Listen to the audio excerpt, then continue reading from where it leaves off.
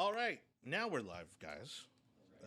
Well, no, your mics are not up yet because I haven't started the show. How's it going, everybody? It's the Yard Sign. We've been on a little bit of a hiatus, but again, we are in the process of continually working on this show and improving on it. We little by little, we're going to get there.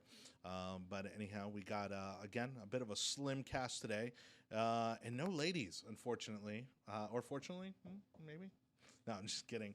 We miss the ladies of the show. I'll take more viewers. I'll take the heat for that one.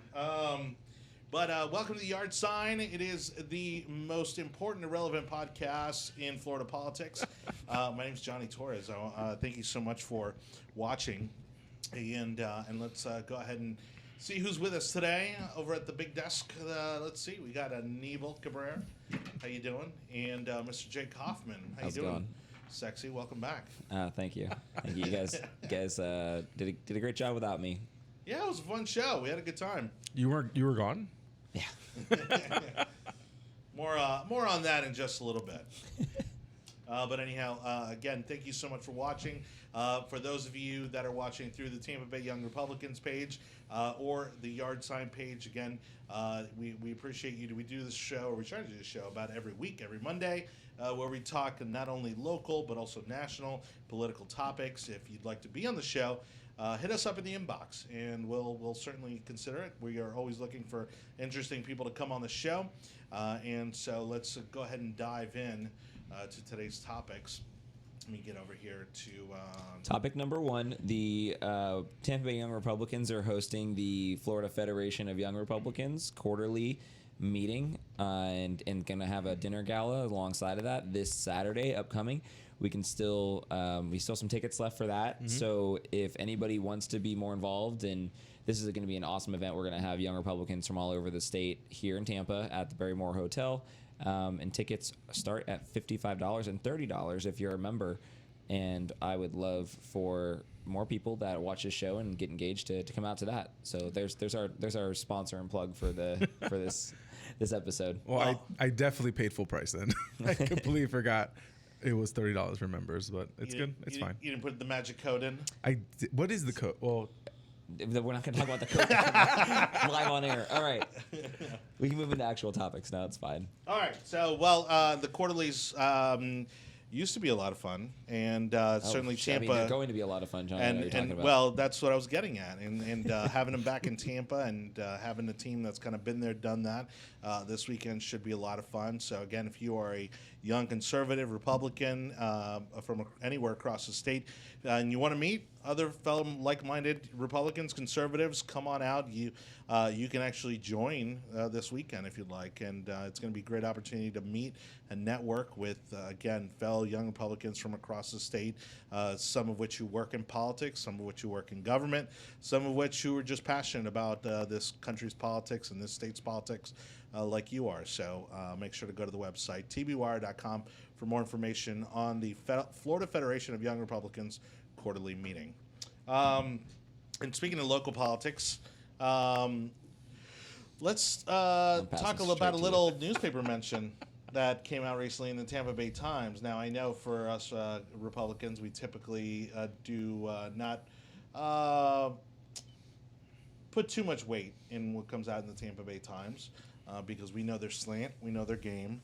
But this time it involved actually our very own Hillsborough County Sheriff, Chad Chronister, who came out and said that basically the Hillsborough County Republican Party has lost its way. And if you know me personally, you know that I am in total agreement with him. If you know anything about what's happening at the Hillsborough County Republican Party, you know that is absolutely the case. There's terrible leadership there right now. They've completely gone off the deep end politically. They are more focused on hanging on every word that the president has to say rather than getting local Republicans elected. You have people, the entire board is made up of individuals who have never worked on a political campaign of any kind. So there's a complete lack of experience, lack of leadership. And I think the sheriff was right in saying what he did. What do you guys think? Well, shots fired, Jake. We're just over here. Johnny is, I think Johnny just I think so. So where we're at right now, though, I mean, I think the article that you were talking about is that the Democratic Party in this county had quite the fundraiser for last week, I think it was, with a lot of attendees, and then again we had our Republican candidates were donating to them. So that's it's very telling as to where we are right now, which is also why it's even more important that you support the Republican events that are amazing, like next week at the Quarterly. That's This about weekend. what I have to say about it. In regards to what I have to say, I very much believe that Sheriff Cronster has the right to donate to whoever he wants to. I think it's perfectly fine, and I think what's Friend of the TBY has also at our events. I don't have a problem with the sheriff doing what he did. He was able to put his money where he wants to. It doesn't make him less of a Republican whatsoever. As a Republican that lives in the city as a Republican that lives in the city of Tampa, the logistics and the reality is that you have to, if you want to be able to move in the city, if you want to make a decision or be a decision maker, you have to play ball with the Democrats, because they have a full control of leadership within inside the city. If the Republican Party around this area worked in conjunction and somewhat to agree. reach across the aisle a little bit. And for the longest time, there was somewhat of an arrangement that the Democrats held the city and the Republicans held the county, and it was that kind of checks and balances in regards to that. And we're losing our checks and balances. We've completely lost it. We lost 2 seats in the last election for county commissioners, and what occurred was infighting within the Republican Party. Instead of focusing on candidates that could win, that had the backing and could do everything else, you had a split because you did not have the leadership inside the HRAC being able to dictate what was going on. And the fact that people try to say that that's not whatever happened in the past, that's all a bunch of malarkey. There was always a hierarchy. There was always a look. I don't think you're going to be able to raise $50,000 to join this race. So then you had these individuals pumped up because they were, I would say, authentic Republicans, or they were true Republicans in a purple county. That's just not possible. The way you run Hillsborough, the way you run a county that is purple like ours is not the same way you're going to run any county in the Panhandle. Like, that's just not how you run it. You run it like running, knowing that you have a large base of voters. I think we're almost 100,000 votes now shy of being a majority in the county. You have to realize that kind of diversity and that kind of separation, and you have to run a smart, lean campaign, knowing that you have to raise the money, you have to be able to bring the voters in. And the last crop of who the county RAC was trying to push were nowhere near going to be able to raise the funds or be able to bring in the people to make those decisions. Not to say that there weren't some great candidates, though, in all of that. Last election cycle, I think that there's a combination of both. There's a level of disorganization. But there's a difference of getting your act in order before the primaries and getting people into those positions ahead of time, knowing that you're going to have to do an onslaught to fight to get back in. Yeah. So I think there's a huge lot of work to be done. There's a lot of work to be done. But now what's happening now is thread was phenomenal.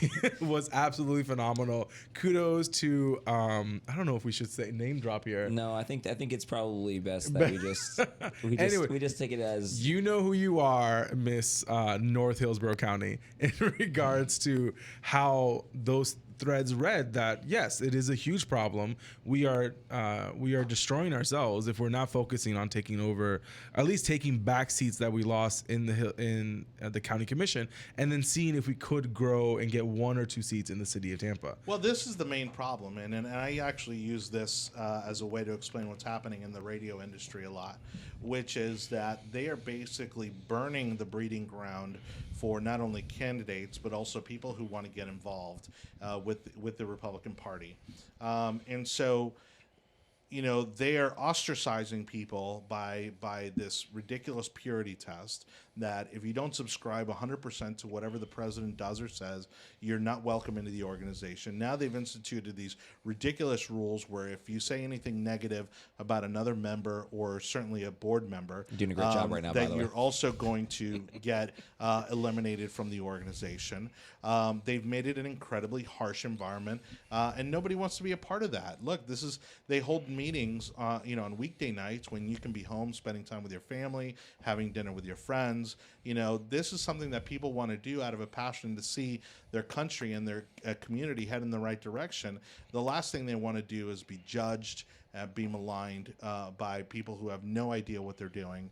And again, these people have no credibility whatsoever. And so they've continued to ostracize anyone who does know what they're talking about, to the point that nobody even wants to give them any money. So even the Republicans in the community that have the money to donate for campaigns, for operations, for candidates, are keeping their wallets closed because there's no credibility in the organization. And so it's literally dying at the hands of the very people who are running it. And I didn't know this is the route we were going to go on the show today. I thought we were going to talk about a little bit like Ukraine, but we'll get there. But, we're going to get there. But what I'll say though is that I think it'd be a lot of fun if we had a representative come on the show and give their side of the story. Look, I would happily love that. I would happily welcome someone from the REC on this show to come here and explain to me why they don't deserve to basically just burn that organization to the ground and start from scratch. And again, we've had this conversation before on the the offline in regards to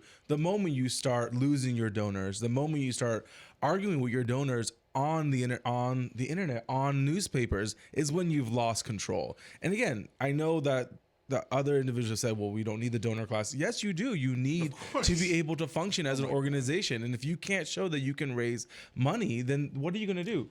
Trump himself in one day raised $15 million in California. And that's I think it's a good segue because at a national level, I think that Democrats are kind of exploding a little bit when it comes to the infighting. And then you see the public, you see the current problems that they're having between their candidates and everything. They're having it more at a national level. I think that maybe in this county it's playing out a little bit differently right now. But yeah, Hillsborough County has always been a position of where even in Florida altogether, Democrats have never really been able to organize themselves, have never been able to coalesce power, and they never pick a gubernatorial candidate that's from the middle of the state, which makes sense. They always pick someone from Miami or from Tallahassee, and it never works out because that's just not where the voter base is. And now what you're having is the Democrats in Hillsborough County are really organizing themselves because they have a little bit more power now. And we as Republicans need to reorganize ourselves. And if that means, I don't know what needs to happen. Actually, we do know what needs to happen. You invest heavily in the TBYR. You invest heavily in TBYR. No, you invest. If you're a donor and you happen to see this, then I think you should start. And you don't need to write a $10,000 check to these organizations, but maybe a $1,000 check to the North Hillsborough County Republican or the Women's Republican Federation. You start putting money into those organizations. We do have some great clubs around the rest we of the region. We have great clubs. But Greater Brandon is a great club. Alafaya is a really good club. South Tampa has restarted itself. Downtown Republican Club needs to get itself in order, Lewis. There are people that are fired up, like Johnny was saying, that there are people that are completely fired up and ready to go do something this election cycle. And if they can't get involved at the REC level, there's so many other clubs out there for them to get involved with. Oh, you give a location, a retail location for the North Hillsborough County Republican Club, somewhere on North Del Mabry, before you get to Van Dyke, and they'll blow it up. They'll have 100 people there every single weekend walking and doing what needs to get done. And I think that's what's going to have to happen this time around, is that all the clubs are going to get decentralized. And they're going to focus on their regions, and they're going to focus on their candidates that make the difference for their locations. And I think that's a great strategy if you don't have a central location. Yeah. Well, look, to back up a little bit, from kind of, obviously the fuel that is of this fire, I've heard that there are many RECs facing a similar situation across the state. And what I would say to those Republicans is that not every county, not every city all right, can live by the Trump mantra, okay? And not every seat is meant to be held by a Republican. Again, we got a guy right now who wants to run for Kathy Castor's seat, okay? And while, yes, it would be great to unseat her and put her into retirement, the truth of the matter is that these districts are drawn a certain way. Like it or not,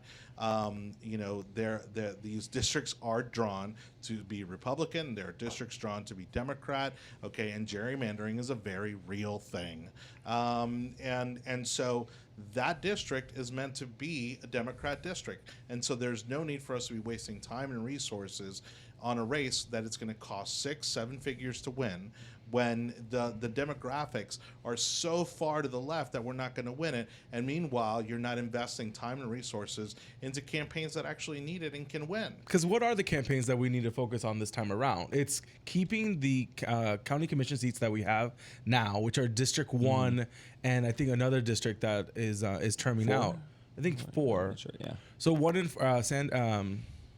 4, and so we need to find someone that's going to be able to go in there that's already from that area, that has the name recognition within those districts to be able to hold and maybe capture one. We already know we're not going to win. Hillsborough County is not going to go red. We know that already. We are 100. Look, we've been critical of We are certain state 100,000 representatives negative when it comes to Hillsborough County voting Republican, presidential Republican. However, we can get a congressional, we can get those kind of seats, and then the Senate, Florida Senate, and Florida House seats. We can recapture some of them. There are seats. I mean, look, Charlie Crist's seat over in Pinellas is a winnable seat. Okay, there has been a Republican in the Senate. Now, David Jolly claims that after the redistricting was not a winnable seat. That's not the case. There's plenty of people. There's two that I know of. I maybe even a third viable candidate for that seat that's going to challenge Charlie Crist. Now, the That big seat's going to challenge be really is, interesting, actually. By the way, because of I think there's 3 or 4 Republicans in that race already. It's a pretty strong field. I know one of them is an ex-military female that's running for that district. Influencers. This is probably a topic for another day because I can go off on it for a little while. But I'm going to be fascinated to see how many social media influencers get elected into office. There's a lot of districts For around. local or for national? Well, one of them is now locally running, the one in Charlie Crist's Yes. seat. And around the country, there's one in New York. There's another one in like Arizona. There's some in other places. But these people that have hundreds of thousands, if not millions, of followers online, not necessarily in their district. That's kind of the biggest problem, but a large platform for them to do something. And I'm going to be fascinated to see how many of them actually get ushered into seats based on possibly that they've got this big platform, which is a totally different way of doing it than anybody we've ever seen before. People that are doing influencers, and if you're running that campaign, you focus, you understand, one, you figure out how many of those people that you have on your account are registered voters within Certain your places, district. yeah. And two, you milk the hell out of those those people, because again, if you have 100,000, you milk $2, $3, that funds an entire campaign for a district like that. I know that we have Michael Owens is running for a district. What was the district from last year? District 59 or 9. in the Riverview Brandon area. That's easily obtainable for us to be able to pull that time around again, and then keeping some seats, some congressional seats that we want to make sure that we have also. I'm only remembering people by what they do. I know Michael Owen because I know him from my Friday morning meetings, but oh my gosh, I can't think of some of the other ones. Yeah, so I think that, like you said, that there's a lot of winnable ones. Thank you, House District 59. Yes, we could definitely get that one back. Thank you, Joe Wicker. Do we want to switch gears a little bit now? We've been talking local for a little while. Do we want to move into more national? Well, or are we? I guess. I mean, I know that we do have probably most people here are Tampa based in some way or another. But I think we can keep on talking about in regards to yes. No, you just want to keep going. You want to keep laying it on. I really think I don't even think about that. I think that with the Trump effect, I do agree with what Johnny is talking about in regards to some districts just cannot take that much of the Trump effect. However, there's some Democrat districts in Michigan and Montana that are definitely starting to flip, and Minnesota that are definitely starting to flip in that area where they'll still vote local for the Democrats, but for state and national, they'll vote for Trump. CNN did a report that was talking about a strong Democratic region is being flipped for Trump and will continue to vote for local and whatever. But that's a big deal that a lot of these states that still went for blue are thinking that we're probably going to flip now. So the electoral college situation and even the popular vote are definitely up for taking that back. With the African American vote, that's increasing. That's definitely I definitely see that breaking 15%. If it breaks 15%, God only knows what the windfall is for that. Indian population, there's 4 million Indian Americans. He did a huge rally in Houston. So there's a lot of things moving in that direction. I don't think he's going to flip any states that he didn't flip the first time.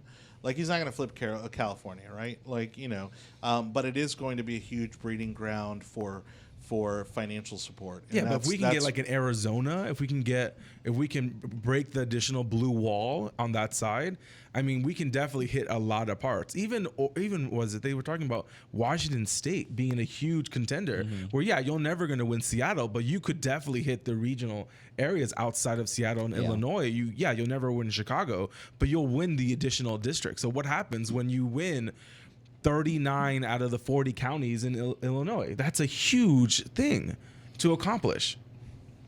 I don't know where we transition from here. We're going to transition. I don't know how we ended up on that, but let's transition then into the presidential election. That's got some pretty big news, I would say. Not on the list, but okay. Well, it's on the list because the news around the election though is the kind of what's going on with this Ukrainian. The whistleblower. Okay, well, the whistleblower is the next thing on the list. Well, that's why I'm transitioning. Okay, you got to move it from, but eventually that does affect. Terrible segue. I'm going to work really hard on the next segue to be really fluid. But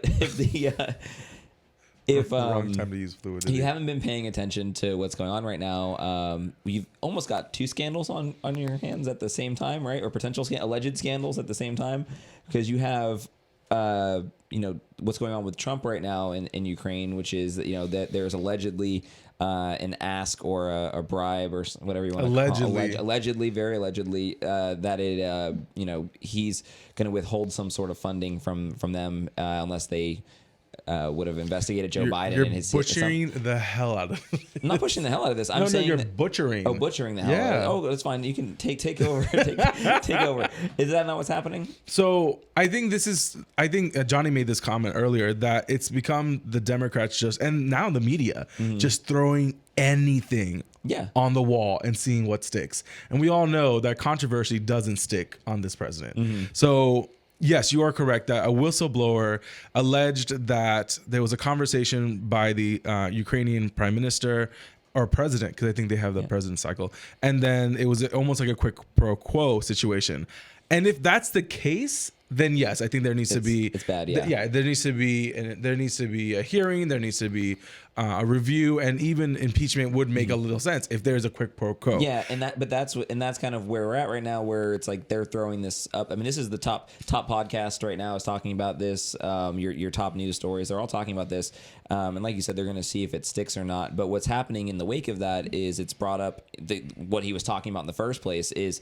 Why are you guys not investigating Joe Biden and his son, who there is like, if I go sit here and for the next 20 minutes, I could probably like name off like all of the things that like his son has got since he was out of college because his dad is Joe Biden. And and $50,000 a month, like contract. He's just like vice to be president of a bank, like 2 years out of college or something like that. I mean, and how many millions and millions of dollars from all of these other countries and other investment special interests. I mean, what it is, though, at the end of the day, is it's exactly what Trump won on, is that there's this swamp in Washington and all of these politicians are corrupt, and it doesn't even matter if they're Democrat or Republican, that if they've been here for 30 or 40 years, that this is what's going on. And it's going to play really well into that messaging, because if they start digging around this Ukrainian thing, it might be bad on Trump, but it's going to be really bad on Biden, and doesn't even need to be as bad on Biden, because all it has to do is be bad enough on him that it puts him out of contention for the primary. And right now,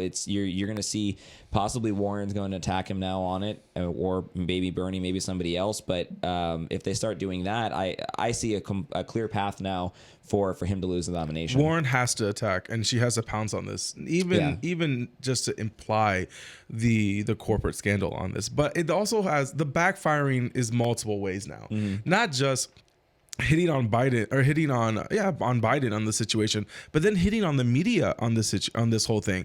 And it's almost like whatever the media says, I'm gonna wait 24 hours. Yeah. I'm gonna wait until someone has to retract something because they didn't tell me the full truth, and which happened now twice to Kavanaugh, which keeps on happening. And I so think we skipped over Kavanaugh because we took a 2-week break here, right? Yeah, I like mean, I we don't think even completely touched- skipped I on think it. we didn't even touch it. I mean, it's just absurd. Yeah, but there was nothing to touch. But that's the same whoa. story. Well, It's the same story. And in fact, Someone if anything, touched something. Well, no, Well, and there but, was a story. but in fact, if anything, it actually hurt liberals' standpoint even more Yeah. because more people came out and said, you know what, this story is completely bogus. But that's the point of this. That now we have not one Yeah. example, not two. We have multiple months of examples Yeah. of the media just throwing something up in the air, and then everyone going crazy for a day, and then the next day they have to do a retraction or Yeah. they have to make a clarification that this was not true. We were missing point. or With they, the- or they But that to me willfully- is where the willfully did. malicious. That to that's me is- malicious. Yes, that is That definitely to malicious. me is where the malicious intent comes into play because by the time they do the correction or the retraction, nobody's paying attention anymore. Nobody's looking for the correction or the retraction. The cat's out of the bag. When you go on Twitter, it's a perfect example. The story, be it right or not, is going to get all the traction, all the virality, okay, and then the correction or the retraction is just it falls on Yeah. silent ears. Yeah, and I think that is what the story is for us to talk about. Is that, and that's where it comes in with, again. You talk about Trump's messaging and upcoming and all this. I mean, it's like they can't get out of their own way by just stories that don't end up coming out to be this massive story that they build it up to be. And I think that this Ukrainian thing could easily be that again, because probably you're not looking at something with a whole lot of evidence, kind of same way with the Russian meeting in a hotel. I mean, you're talking about like a conversation.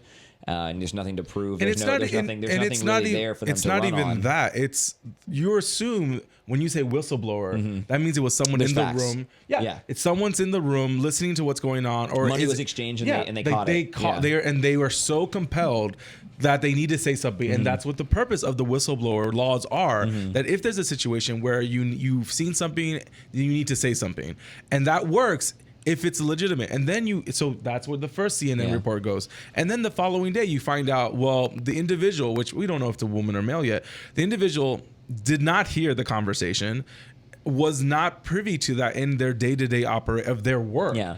So it's a rumor that person heard from a third party And it's of what a- might have happened. So now It's a rumor that's now taken on an entire like 24-hour news cycle, like run as fact story, and people are up in arms about it and think that our president should be impeached over something with so no you factual think- basis. But and so you take that on there and you just, I mean, you look at it from like an analytical standpoint, and you just go, yeah, it makes sense why it was never brought up Yeah. to the Congress, because the person that was talking about that was the whistleblower wasn't in the room, didn't hear it during their day-to-day activity, and it was a rumor. So now it's a third-party situation. And like you said at the beginning of this, like if you're just tuning in and you're only catching this part of our conversation, it's like if this did happen, though, this is bad though, and we're and we I all think- in agreement that it should be. And I think reviewed. that most Republicans would not. I don't want to throw myself out there as the most, but many Republicans I think would be on board with like impeachment proceedings if there's some sort of factual based evidence that this type of corruption is taking place from a president, whether or not it's Trump and they love him or not. The truth is that it's become the boy who cried wolf, and it's going to backfire on them because they've been screaming impeachment now for 3 years, and they have nothing to go on, and they will continue to have nothing to go on. And again, my buddy David Jolly out there talking impeachment. He's one of them. He gets on TV, he goes on his Twitter account, talks about impeachment. They have nothing to go on. If they did, they would have done it already. And that's where I don't understand it's just now just talking points. Yeah. Instead of talking about the economy, instead of talking about figuring out how to deal with homelessness, instead of talking about how to deal with real issues, you have these committees just focus on the impeachment, and nothing's getting done on that. And so now we're going to spend another 7-8 months. And that's how, again, this is how you end up losing an election if you're a Democrat. Because completely. it's like if you're going to spend 4 years out of your presidency going after two stories that don't end up having factual basis. I mean, you're just going to make American people mad.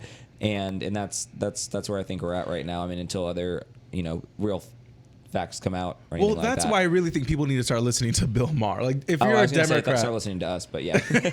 if you're a Democrat, you have to start listening to Bill Maher because he's become like the godfather that no, or not even like the crazy uncle that no one wants to listen to in the Democratic Party. And they're like, look, if you keep on talking about this, you're going to lose. Yeah. So he was making the conversation about how he made the analogy that, look, all those people that voted against Kavanaugh during that midterm election lost their seats as senators, and like only and one Democrat that voted for him kept a seat. So what's going to happen now when you're going through this whole process? Another 4 months of impeachment conversations. Now you're in 2020. Yeah. I'm still surprised where it's almost October. It's almost October, and we're still talking about impeachment. I'm not really surprised about it. Well, and the clearest sign that they have nothing to go on is the fact that Pelosi continues to walk it back. She continues to try to tamper talks about impeachment down, because if anybody's going to lead this effort, it's going to be her. And the fact that she continues to try to reel it back in, to try to get these Congress men and women to back off impeachment talks, tells me that they have nothing to go on, and it's all just political theater, just like it was bringing Lewandowski in for a House hearing. Oh, that was beautiful. But she was the one that made the reference of this is becoming like a Moby Dick syndrome that with the Democrats when it comes to impeachment. You're going to kill yourself and kill everyone else in the party if this doesn't continue. AOC, I love her to death in regards to this, that she's the one pushing for impeachment now also. Yeah. And she's getting people riled up for impeachment. But honestly, she doesn't care about the Democratic Party. No, she seriously. wants it to implode. They so that do it because it raises money. Oh, so much money for them, but not enough to pay their bills. And again, this is just like a broader point. I think that's the actual attitude of most of the younger Democrats that are out there right now. I mean, they're way closer to what she believes than what your Nancy Pelosi's or anything believe. I mean, like it's totally two different things that they think. I mean, that's why you have the people leading this party are people that are Bernie Sanders, who wants to completely revolutionize the entire party and country, and Elizabeth Warren, who's running on a pretty similar, whether she believes it or not, she's running on a pretty similar platform. And you got your stars are rising stars are like AOC and Ilhan Omar. I mean, those are your rising stars. I mean, like as far as like Republicans, you look at like people like that are in the younger demographics of our party. I mean, it's like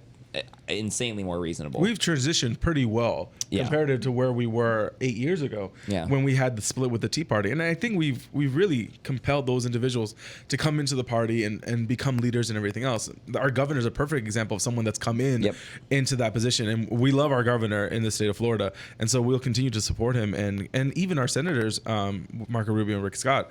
And so I think that's just something that we see that their party is literally tearing themselves apart, which it might not be a way for them to come back after even 2024. Like we really could see another second term for President Trump, and then even another term for a Republican, which has not been seen in generations. And I'm really looking forward to that. There's a lot of podcasts in between them now. So we'll see. A lot of podcasts. We'll see what terrible thing happens. What's most amusing about this whole Ukraine thing, honestly, is that whether or not that conversation was had by Trump, is that it may end up taking down Joe Biden of all people. I think it's. I actually was saying this beforehand to Michelle. Actually, I was saying I didn't know that he had a chance of losing for a while, and I'm like, I actually think this is going to cost him the election. I think it's actually that important of a point, and I don't think that the other candidates on that side are going to just let it die off. And I think that this issue is going to be why he doesn't get elected in the primary.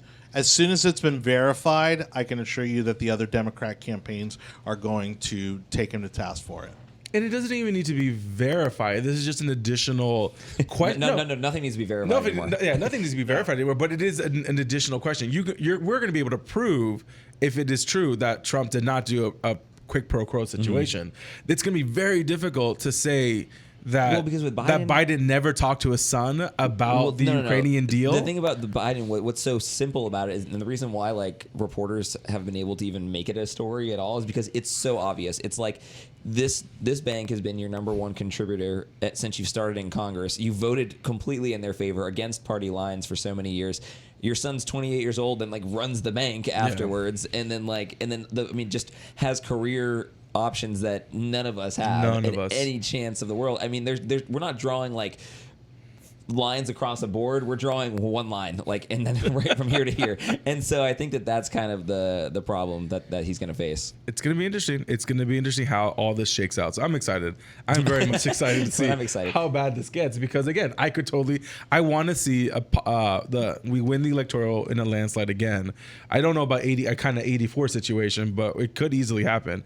And then you have the popular vote at the same time, which then, I don't know, does CNN implode? I have no idea what happens. Well, I think that they're going to probably clean house after this election. I would imagine. They would have to. There's no way for them to survive. Well, that's the remarkable thing. And the truth of the matter is, it's sad that from a journalism standpoint, we don't have a platform that can be trusted. Because again, I mean, Fox News for what it is to the right. MSNBC for what it is to the left. There is truly nobody in between, and certainly under this president, I was just about to say the BBC's kind of boring. The BBC, I love watching the BBC. They'll say the most traumatic thing ever and not even break a sweat. And that's why you have in a podcast where you sit around and talk about foreign policy. I enjoy foreign policy. I'm not saying there's anything wrong with foreign policy. Do you want to segue into the foreign BBC policy? can be just as ridiculous, but. Anyhow, but we can't tell because we're Americans if they're being ironic or not. So the way Anibal put it on our agenda for today was liberal hypocrisy, but I think what he meant to do were the antics of one Mr. Justin Trudeau in Canada. This is fun. This is a fun story. This is a fun story for us to do. I love it. I know. I mean, it's a little awkward that Anibal's in brownface today, but we have to talk about it. It took a long time to get this color. So, guys, if you have no idea what we're laughing about, the Prime Minister of Canada has like at least 3 separate occasions or more. Yeah, he can't even say how many times he has or hasn't done it. Come out in blackface or brownface, which is now a new term that you get when you're the Prime Minister of Canada and you're like a liberal woke activist. You weren't blackface at first until like he came out in blackface 2 other times. Now he's in blackface. So if you I don't know if we can pull anything up on the behind me on the screen, but take the time right now to type in Justin Trudeau blackface, go look at all his pictures, have yourself a laugh that this guy has been out there for how many years now. And then come back to the U.S. politics, giving us lectures on woke politics. I mean, about that's his following and that's his brand. His brand is that it's this culture of. I mean, he's very much part of that cancel culture. And, very much so. Now, liberal hypocrisy, like you're saying. I mean, this is what's been going on. I mean, this is now the second, very far left Democrat in the past year that's come out with blackface, and then also not going to retire. Not going to. There's a complete hypocrisy and double standard in regards to this, and I'm loving. I don't want to use the word I'm loving it, but I think it is very bittersweet to see that this is right when the elections are happening in Canada. Yeah. We'll see if it has anything to do with it. I mean, we really don't talk and care about Canadian elections. We were talking, like, I was going over like the show notes that we had for today, and I'm like, I don't know how this is going to actually affect the election because I couldn't name who the other candidate is in Canada, but I think it's definitely a blow to him on a international stage. Well, right, because honestly, he was the white Obama in many ways, right? Like he was like they were. It was almost like they were cut from the same cloth. They were likable, they were young, dynamic, right? Like they were the promise of the next generation. And he has just managed to screw it up so royally that this may be the end of his political career. And so Michelle made this point to me earlier today, so I'm going to give her the credit for it. But she said, it's not like he was like some uneducated person 30 years ago and he like made a mistake because like he's from some small town and like your dad was also the prime minister. Like you had the best education in international like you possibly could have, and then so what's right and wrong, and you know what the history of this country is, and then you go on and you also have to probably imagine you're gonna find yourself into politics at some point in a heartbeat. And you're still doing this. This 2001. It wasn't even that long ago. Also he was a teacher at the school, at this private school that he was on staff. So you have a staff member dressing up in black. I couldn't even imagine that happening. I could imagine at a keg party. I could imagine at one of the fraternities. I could imagine even high school theme parties. Parties in a heartbeat. I've seen some crazy things at theme parties, but these are also what kind of parties you're going to. It's been rough. And so, That was a good get. That was nice. Thank you. Well played. Nah, I don't. I lost my train because all the parties. You guys just can't. I can't stop thinking about every party I went to where somebody was. Peter Chang. I cannot even start to All right, here imagine. we go. Look, TV magic. Oh, and there we go. Hey. And you're just over here dry snitching other is side. what Oh, dry snitching. So dry snitching. That is the which be- is what Shannon Sharp just said about Antonio Brown situation. If you follow football, the Antonio Brown situation. I have never seen someone. The memes are phenomenal. they memed him in the Tekashi. that's why I brought this. This was a fluid segue. I love it. Because you wanted to bring this up. This is a great segue. That by was the a way. much better segue. The wife and I have been enamored with the trial of 6ix9ine. If you haven't researched him, just type it in, the word 6ix9ine, and you will see. No, I don't know about that. And you will see Tekashi 6ix9ine. You'll type it in. Cannot spell it. Yeah. Right, there's no way. And you will see the reason why. I fear for these coming generations. If you're willing to put that much tattoo ink on your face and have rainbow color hair, Yeah. I mean, I love it. I think the Breakfast Club has been doing a great job about Yeah. it. But the fact that he is snitching on everyone is phenomenal. Yeah, and that's what you're doing to all your friends that were in blackface at all those parties. Who said anything You about my named friends a name. that were no?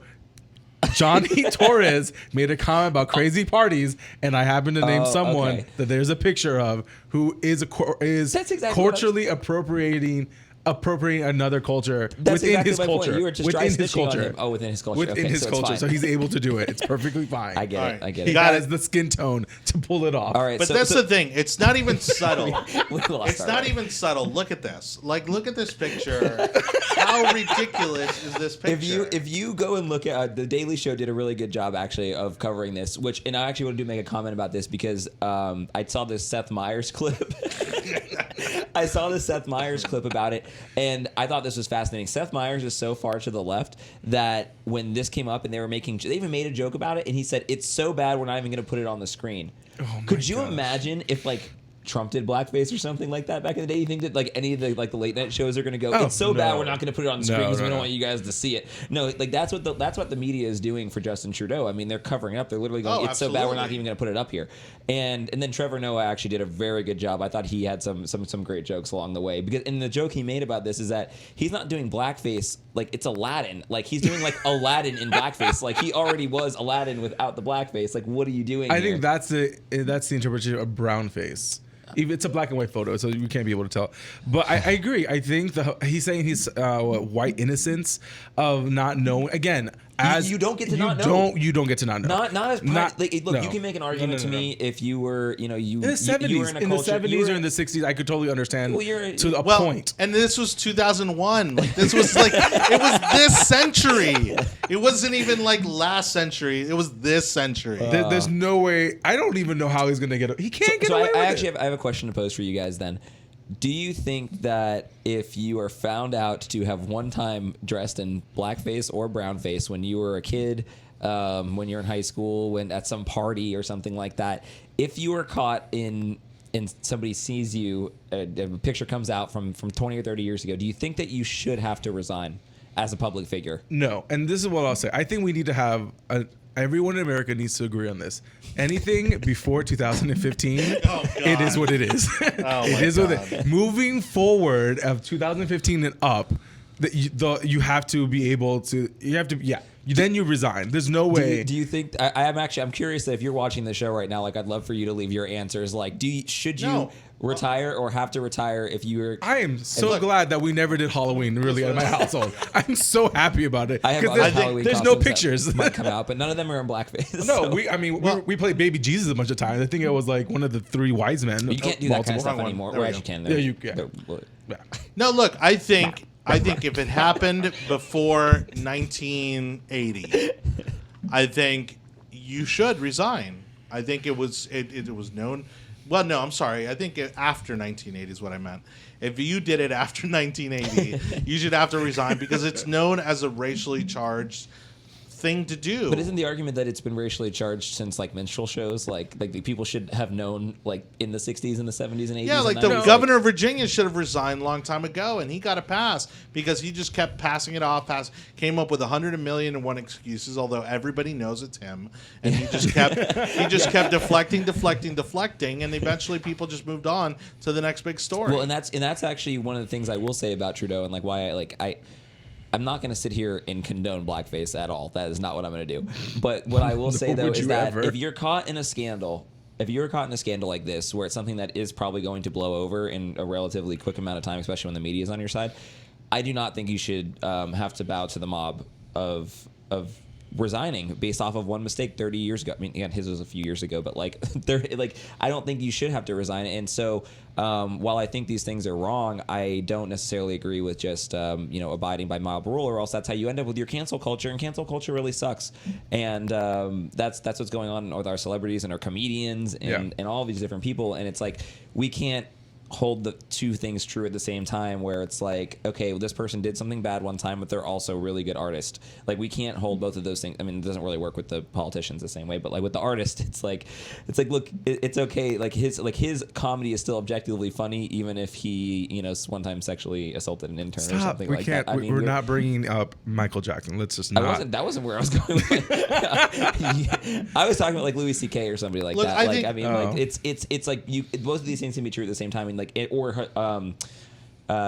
his name? Aziz Ansari, like things like that. I mean, he should still be able to have a Netflix show and a career and everything like that because of even though there was this other story that came out, and I just don't think you should bow to the mob. And that's why the Justin Trudeau situation is somewhat bittersweet, because yes, I agree that he should not resign for what's happening, but I also believe it should definitely affect the election that Canada's having right now. But there's a difference too. There's a difference too, and yes, I think if you did it once. All right, cool. You know what? Apologize until people move on, right? Because people are going to be fixated on it until it comes up again down the road.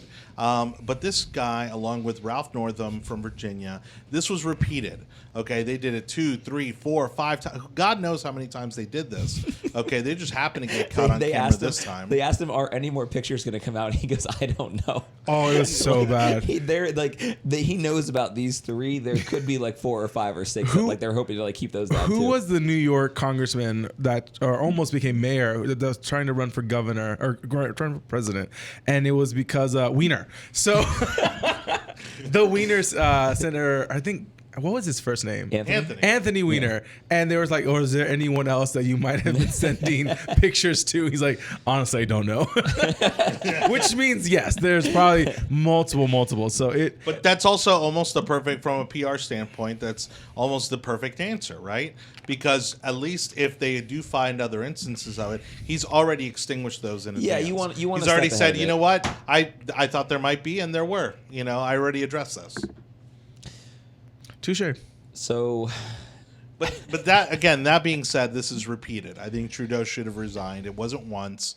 Okay, it wasn't like he didn't know any better. Okay, this is a repeated effort. Now, also culturally, I don't know much about Canada, but no one obviously knows it's much a much Canada. bigger. I think it's a much bigger offense here in the United States than it would be in Canada. Certainly overseas. We'll ask our Canadian viewers to please chime in on that. We don't have any Canadian viewers. All right, next, because you're grasping for words here. Well, I was going to either keep us on this topic for a little while and ask you guys what kind of offense you would take if somebody did brownface that somebody famous from one of your countries. America? Well, but again, that's not a thing in our culture. It's not I don't know. In my opinion, that's not a thing. You do have these liberal Latino activists who think that throwing on a sombrero and a sash, or change your name to Beto when it's not Beto. That offends me more than a freaking Halloween costume. Beto O'Rourke is so offensive because he's not using his real name. It's like the whole Elizabeth Warren thing doing Indian thing. She's not just doing Indian face. She's doing like Indian personality. She wrote a cookbook, a cook recipe for Indians. I can't even.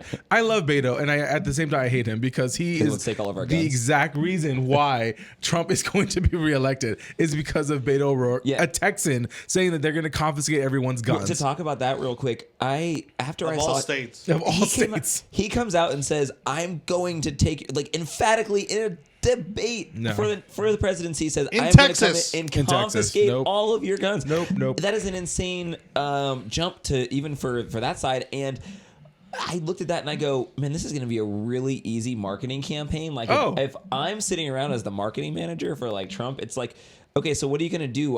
Come up with some creative ad or something? You're like, no. We're just going to like run clips of them talking. And Yeah. and It'll then, be the and then we're gonna like easiest. let people watch It'll them. be the easiest. It's just keep becoming the running it. easiest re-election campaign. Well, Honestly, that's why everybody has said after all of these Democratic debates is that the only person that keeps winning these debates is Donald Trump. You know, because they're basically giving him all of the ammunition he needs to win this re-election. Beto is going to force me to become an active NRA member and a gun-toting red-blooded American. He is pushing me forward into that because now I'm needing to figure out if I want a buckshot or whatever the other ones are. I don't now. Like, we're honestly having questions about what kind of gun we want because of even the concept of someone taking away a particular kind of gun enrages the base. Makes I love the means that he is the number one gun seller of the country. And this is a cultural statement. Salesman of the month. Yeah, salesman of the month. But if you tell people that they can't have something or that they shouldn't do it or they're not allowed, the government is telling you they're not allowed, you immediately want to do it more. And I have a lot of examples of this from my trip that I just took. No, because I do want to bring this up. I mean, so the reason why I missed last couple of shows is because I spent some time in Portugal and Spain and then Morocco, which are vastly different cultures, not just from each other but from themselves. But then you look at 1%er. You look at I'm not going to respond to that. I am going to say no, but if you look at different cultures, right? So places like Portugal have legalized all drugs 15 years now. I didn't see a single person using drugs or anything like that in the entire country. And then you go to somewhere like Morocco where like you're not allowed to wear anything that, you know, shows your shoulders and your legs. And it's like there's prostitutes walking the streets like over every sidewalk. And it's the same thing with the guns. It's like if you tell people you can't have it, that's what you're going to constantly see in the country. But if you take the approach of like, no, you guys are allowed to have it, just do it responsibly and let's put some programs around it. I think that's kind of where I'm at as from a libertarian type side of all of this, that this is it's going to you're gonna have the opposite effect when you sit around and tell people we're gonna just take everything. It's the American concept. Like, you obviously do not know your own people if you think that Americans are gonna like not take that sitting down. Oh, please hold my beer. Like, that's why it's like that. Oh, speaking of hold my beer, the Area 51 raid did happen. Yeah, one person got arrested. One person got arrested. 75 people attended. I can't remember what we all bet on now. I can't remember what the girls aren't here, so it doesn't matter. Yeah, we won. Okay, we won. Yeah, I think they're pushing more people to the Republican Party. They're pushing more people to Trump. Because again, you tell Americans that they cannot do something, then that's just going to force. And it's not just Americans; it's everybody. Like invade Area 51. Yeah. And people still did. They did like a whole like party outside of it. Yeah. What happened or something? Yeah, like it turned that. into like a music festival or something. Yeah, Of course it did. It was Why like wouldn't it was like an alien music festival. I'm not segueing the way I want to segue. Oh my God! The girls All right, are going to have so many commentaries. Are we going to war? Or are we at war with Iran? So Big we are question. not at war with Iran. I think it was very logical for Trump not to strike because there's no reason to strike. Honestly, we are coming off of the shoulders of like a week ago, coming off and saying we're going to end the war that's going on for the last 20 years in Afghanistan. Yeah. We're off the heels of that, and then it's like the world and I don't know who else around the administration or your swamp or whatever it may be that wants to go to war really bad with Iran. It's like that just seems like it's like all these different things have been pushing people to be like, maybe we should get into war with Iran, and the country is not at all No, Trump ready knows- or in the mood to Trump- go and do well, anything like that. America doesn't need. So Yeah. the way this all worked, and again, this is a Bretton Woods situation. That the whole purpose of us having such a large naval military was to secure energy, which guaranteed trade, which built Yeah. the alliance of NATO, which then provided guarantees for our security. America is secure. We don't need the allies anymore. Yeah. We're pushing them to pay their own way. Global trade doesn't matter to us because we don't care about global trade. At the most, the Fortune 100 care, but that was it. 90% of the country's employments don't deal with international products. And then I'm sorry, Go ahead. but right there. So global trade doesn't matter, and we're energy independent. So Iran attacks Saudi Arabia through Yemen, using them as the people that attacked them, but you can easily tell that it was Iran that attacked, that they were the ones that provided the infrastructure of the weapons. It even came from that side, the northern part of the Gulf. So that happens. Gas prices spike 10 cents, and now they're back down. Yeah. So it's something, and then Saudi Arabia says that everyone's it's going to take them months to get it restarted. It's going to take them months. It's going to take them 6 months. It's going to take 30 days. Like the concept of all this is so overblown. So again, that's not disrupting anything. You know, when we got into that. so I think there's two things here. Like the number one thing is that I think that the general populace of America we're not paying attention to anything that's happening outside of America. We look at this right now, and I think this is the general attitude of the country, which is what you're seeing in like policymaking too, is that we don't want to be involved with foreign wars. We don't care at all what ends up happening over there, but we should care, actually. And not saying that we need to waste trillions and trillions and get into a 20-year war or anything like that, but it's vastly more complicated than just we just don't want to be involved with there anymore, because it's not like we're not starting from zero. We're like there's just like a country over here, and like we're just gonna see how things work out. They're just starting up again. Like if you take the time to really go and invest your some hours into figuring out what's happening and who's negotiating over there on their side too, it's like the people who are making decisions for that country were in Guantanamo Bay for like 10 years after 9/11. And they've been in hiding for like years because they're like number one on the list. And now because Trump wants to get out of all those wars over there, you have people who are like number one on the most wanted list and spent their time in Guantanamo Bay are now going to lead this country. I don't think it's like we should just pull out and be like, hey, like, let's just see what happens over there in that country. Let's see what they do. And so it's vastly more complicated than just like, oh, well, we don't want to get into a war, because it's like we've been invested so long in there, and we've had so many different factors that have been happening for like hundreds of, if not thousands of years. It doesn't matter anymore. We can't just it doesn't matter let anymore. things happen. The whole system that we have now, the global system that we have now, was all based on the Cold War, and now do we have the USSR as some kind of enemy that we are supposed to be fighting? No, the Russians can barely feed themselves. So right now we are in a system that needs that. And if you could only see what the demographics are going to look like by 2030, Russia can barely hang on to itself. China, the average American is younger by 5 or 6 years now than the average Chinese person. China is not going to look like what it looks like now in 10 years because they don't have the demographics to be able to keep a consumption. They have a huge population problem. They have huge population problem. They have huge institutional problems. It's the communist thing. But that's the thing, though. America no longer needs the world for trade. No longer needs the world for energy. Well, so we do need the world for trade. No, we don't. Outbound trade. What? Outbound trade. I mean, American products going overseas. Absolutely. If you could That's see, how trade works. I understand. Yeah, we all know how trade works. Well, that's what I'm saying. Exports are less than 4% when you take out Canada and Mexico. 4% of GDP is outside of North America. We also have an extreme amount of production that's still done overseas for all of our products. So I mean, to just write off it all as like we don't need to do it anymore, like we're completely self-sustaining. Like of course we could if we just... Trump's economic policy has already signed deals with South Korea, China, Australia, Japan, South Korea. We're getting ready for the UK, and I think we have one or two more. That's who we trade. That's the bulk of our exports. Samsung with South Korea, China with the majority of our electronics. You can easily move a factory out of China into Vietnam or one of the other ones. Again, everyone's thinking of this, and Iran is a perfect example. Do we need the Gulf of Mexico? Do we need their oil? No, we don't need their oil. Well, again, are we going I to was send gonna say, well, soldiers? back Are we to going to the send topic, which was soldiers? Iran. Are we going to send soldiers to fight and get killed by an invasion of Iran? No one's invading Iran. No Well, one's the going to take it world's, over. well, and the world's changed. There's no appetite for it. Well, right? it's not. It's again No, like you're America saying. has changed. Because America has no appetite for Yeah, it. we have no Right. appetite for it, but I'm saying that The we world should is have. desperate for us to get involved again. But We've had but 8 years of not getting involved. Obama was horrible when it came to foreign policy. The last 4 presidents have been horrible. The last foreign policy. Yeah, I mean, our foreign policy has been kind of butchered for a long time. The world wants us to get involved because then we'll take over security, we'll take over trade, we'll take over everything. We understand.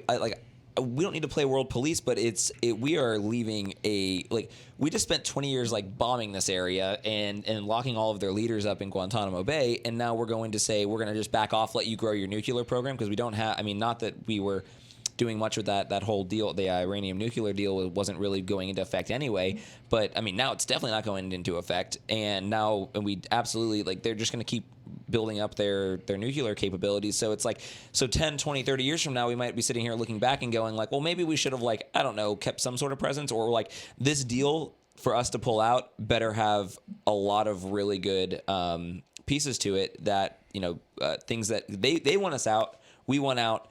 But we need to figure out how to do it in a way that's advantageous to us because, again, we can't just leave this country just sitting around because they're going to bomb Israel 5 years from now. Iran is going to have a civil war. Half of Iran isn't even Persian.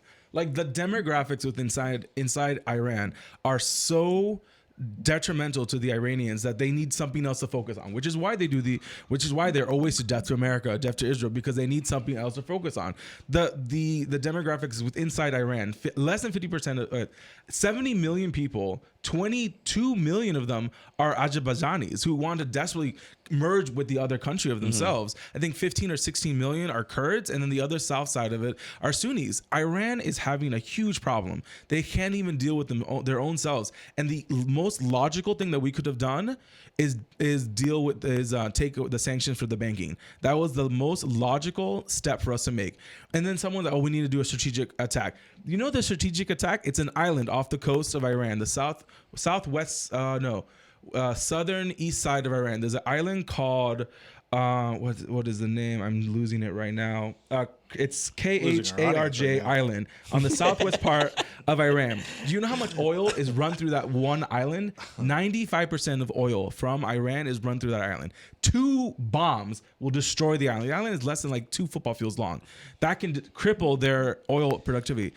Again, the banking was the smartest thing for us to do, and for us not to go into war, and for us not to get into the military. I'm not but we also can't allow them to continue to just bomb places whenever they feel like it. Yeah. And not pay some sort of penalty for it. It doesn't affect our gas. I mean, that's the. It doesn't matter whether it affects our gas or not. It does matter for Americans in the Midwest and the East Coast. It matters for Americans, yes, but overall for national and international security, we can't allow them to just continue to bomb oil fields. Our national security is the fact that we're making 100% of our own energy.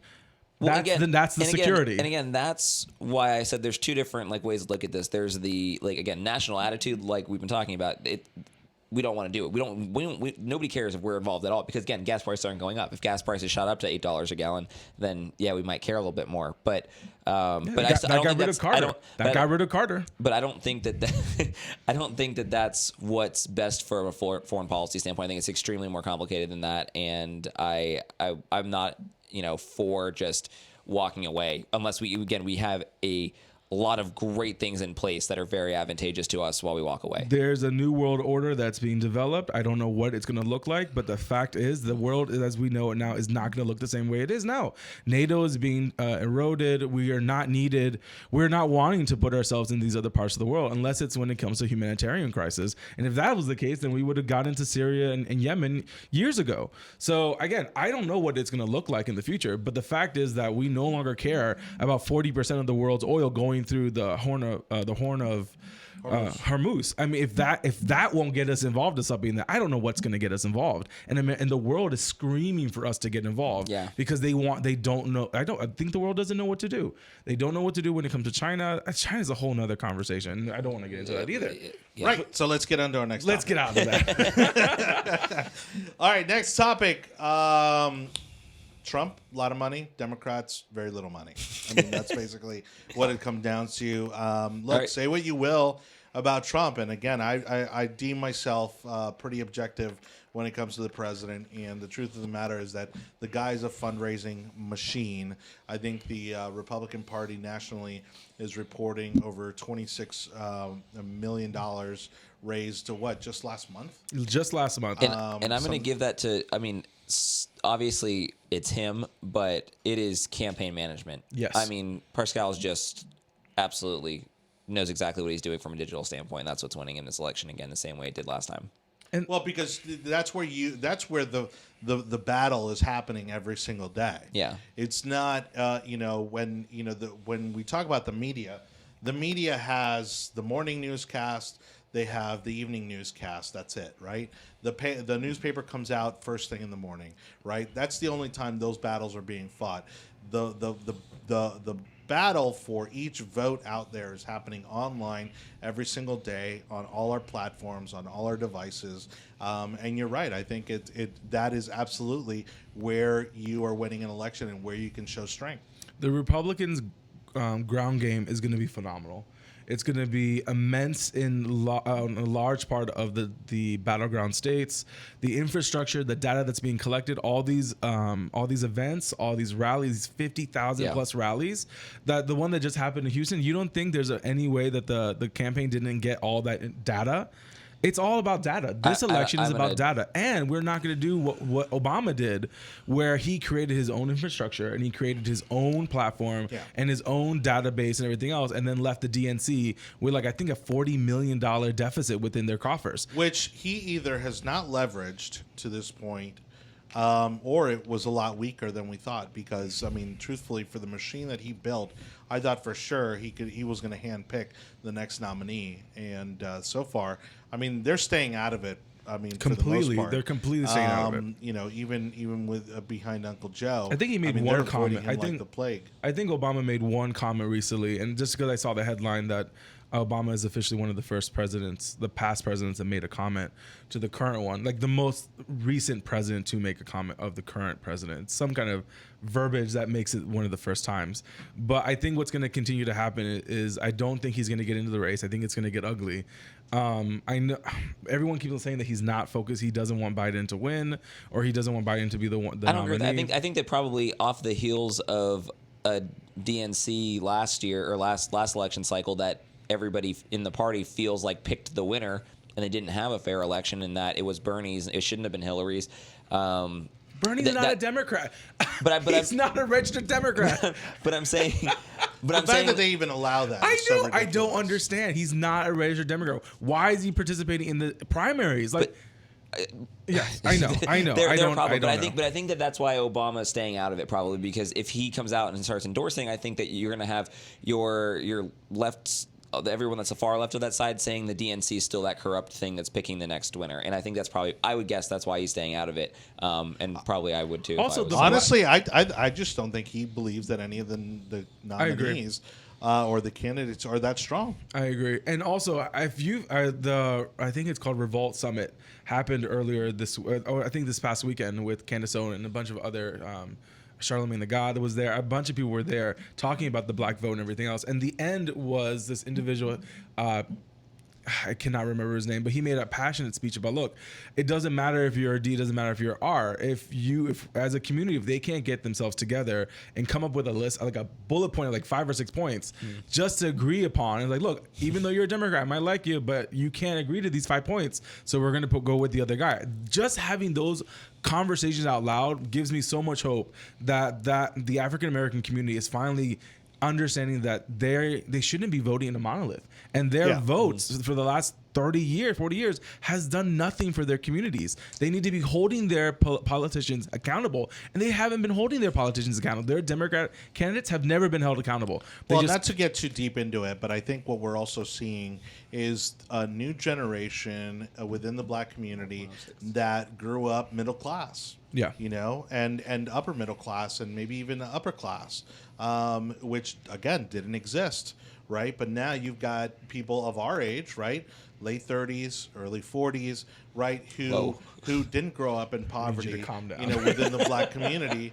No, I'm serious. No, And- we and they- were laughing at you. You left out the 20-year-olds in the room. Sorry. Oh, well, no, but it could, because again, I mean, it's, well, especially, yeah, if you just registered to vote, and this is your first presidential election you're going to be voting in, again, the racial strife that you have lived through is significantly less than those who came before you. And again, if you grew up middle class, if you grew up upper middle class, I mean, you don't really have that experience to pull from to understand where a lot of these guys, like, obviously Jesse Jackson Ray and Al Spader. Sharpton, Ray Spader. and or even Kamala Harris. They are right? race baiters. Yeah, no, look, and you don't connect to that. You can't respond to that. But what you are going to be responding to is the fact that, hey, I got a great job, I'm making really good money, and you know what, like, be it a publicity stunt or whatever you want to call it, but I see Kanye hanging out at the White House. I see Kim Kardashian hanging out at the White House. Trump I saw freed justice ASAP. reform being passed with Van Jones. I mean, yes, Trump freed ASAP. Yes, free ASAP Rocky. But again, and the Kim Kardashian situation was a perfect example of, like, look, I might not agree with some of his policies, but I'm going to talk to the person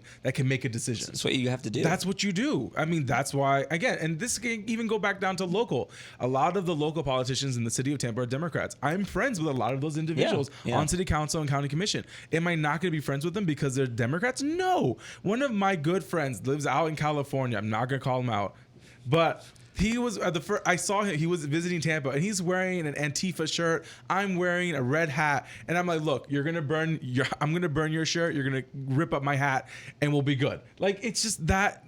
When did we lose that? When did we lose the fact that I cannot talk to someone because they're a Democrat, or because I'm just wearing a normal red hat? It's automatically offensive to some people, and it might not even say anything. How does that article get written by the New York Times? No, I think it's because on social media, we don't have to confront the person that we are arguing with. Yes. And face the consequences of that. So to close out, Anibal hangs out with Antifa in California and goes to blackface parties. All right, guys. So we had a great time today. It's been a great run. We got our opposition research. It's been a great run. I will no longer be able to run for Senate. I knew this show was going to get me in trouble. But that's the reality of it, that she laid out a fact that you can think differently than the Democrats were pushing. Yeah. Kanye is thinking differently than the Democrats have been pushing. Candace Owens is really pushing the fact that we should be thinking differently. And again, the simple fact is this: you get to 15% African American votes for the Republicans, it changes the electoral the election completely. Look, and again, having worked for the party at the grassroots level, yes, it may be still a small percentage because there are people out there that are going to laugh at the fact that we're trying to get 15%. But the truth of the matter is that never before have I seen a number of minorities, this number of minorities, be so vocal, visible, and active within the political process on the right side of the Republican aisle. Yeah. And I think that the media is going to get blindsided by it. And I think that, again, they're going to blow this election like they did the last one. The silent majority. Because they absolutely right. And the truth of the matter is that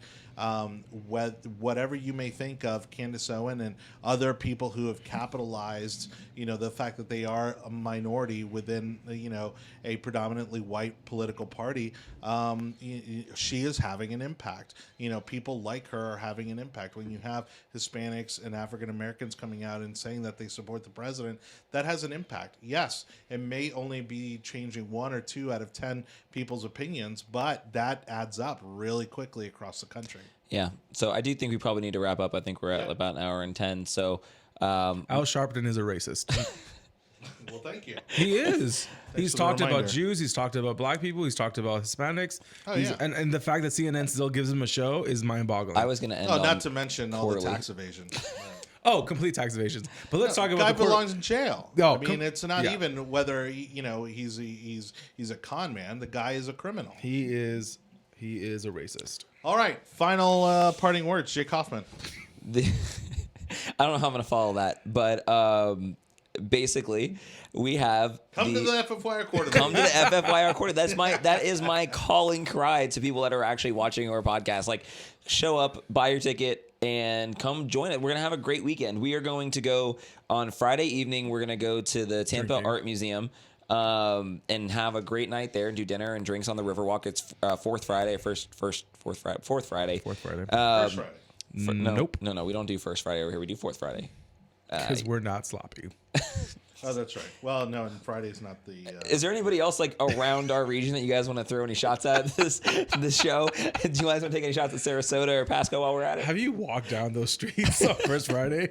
It is disgusting. All right. So anyway, from Friday, but then Saturday we have if you are a YR member, TBYR member, anybody or conservative. Well, we have the our actual committee meetings and all the things we're going to do for our quarterly, a full conference, and then we have a gala and a dinner. That's formal dinner with happy hour and all of that, and it's going to be a great time. That's open to anybody that wants to come and purchase a ticket and support what we're doing out here. And it doesn't just support the podcast and what we're doing; it supports the Tampa Young Republicans and supports everything that that we're able to do as our operating budget. We've talked about the donors. I know a lot of donors are out there. And they're trying to see what they can do to contribute. And I honestly believe that putting $500 or $1,000 into one of these smaller organizations, into the smaller clubs, the North Tampa, South Tampa, Alafaya, I mean, the Tampa TBYR, the FFYR, those are the great routes to be able to put funding in so that you still have a lot of control. That's what donors want. They want to make sure that their money is going to somewhere that's not going to be wasted. And I was going to say, it's not like we have like $40 million like laying in a bank that we're like wasting and like taking salary or rent somewhere or something.